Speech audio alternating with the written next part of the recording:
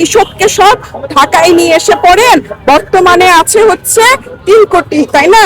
20 কোটির ঢাকা হয়ে যাবে, কিভাবে সামলাবেন? নিজেরা পোলাওর চাল উৎপাদন করে 160 টাকা কেজি পোলাওর চাল খাই, চালের দামও সামনে 150 টাকা হবে। একটা ক্ষেতের ধান 2 দিনে কাটা যায়, লেবারের অভাবে সেই ক্ষেতের ধান কাটতে হচ্ছে 7 দিনে। এইভাবে করে করে আপনারা আমাদের কৃষকদেরকে ডিমোটিভেট করছেন। দিনাজপুরের ধান কৃষকের গতকাল বৃষ্টিতে ভিজে গেছে, এতটাই ধান ভিজে গেছে যে সে সবগুলো নিয়ে যেতে পারেনি। কিছুটা ধান সে কেটে নিয়ে যাচ্ছিল, যেতে যেতে সেগুলো এমন ভাবে ভিজেছে যে সেই ধানগুলো অ্যাকচুয়ালি আর কোনো কাজে আসবে না। আমার এই কথাগুলো বলার কারণ হচ্ছে, যদি একটা ক্ষেতের ধান 2 দিনে কাটা যায়, লেবারের অভাবে সেই ক্ষেতের ধান কাটতে হচ্ছে 7 দিনে। এখন 7 দিন কি বৃষ্টি আমাদের জন্য অপেক্ষা করবে? আবার আরেকটা বিষয় আছে, যে কলিমের ক্ষেতে ধান কাটে সে আবার মফিজের ক্ষেতেও ধান কাটে। সুতরাং এখানেও শিডিউলিং সিস্টেম, কারণ লেবার ক্রাইসিস। কে বলেছে আমাদের কাজ নাই? 1600 টাকা মজুরি দিয়ে ধানের কাটার জন্য লোক পাওয়া যায় না। 1600 টাকা মজুরি, এখানে যারা অনেকেই আসছে যাদের বেতনও তো মাসে 20,000 টাকার মধ্যে মানে হচ্ছে পড়ে না, আরো কম। তো 1600 টাকা মজুরিতে একজন কৃষকের জন্য কি কম হয়ে যায়?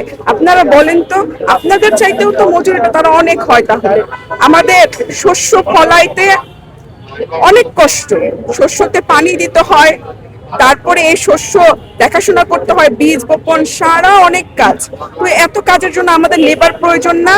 আপনারা আমাদের লেবারকে বুঝাচ্ছেন ঢাকা শহর হচ্ছে অনেক সহজ জায়গা, লাইসেন্স লাগে না, কষ্টও লাগে না, খালি চলে আসো, খালি রিক্সা একটা ধরে নিতে পারলেই হইলো, এখানে চালাও, একটা দোকান নিয়ে বসে যাইতে পারলেই হইলো, বসে যাও, কোনো কষ্ট নাই। এইভাবে করে করে আপনারা আমাদের কৃষকদেরকে ডিমোটিভেট করছেন। নিজেরা পোলাওর চাল উৎপাদন করে 160 টাকা কেজি পোলাওর চাল খাই, চালের দামও সামনে 150 টাকা হবে, যেভাবে লেবার ক্রাইসিস হচ্ছে।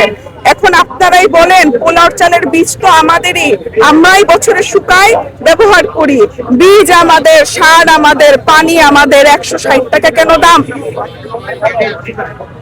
এখন কথা হচ্ছে, এভাবে যদি চলতে থাকে বাংলাদেশ সামনে দুর্ভিক্ষে ভুগবে।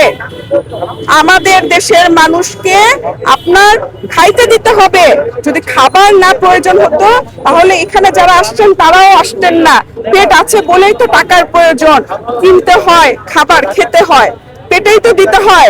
এখন যদি খাবারই আমাদের ক্রাইসিস হয় তাহলে আমরা কিভাবে কি করব?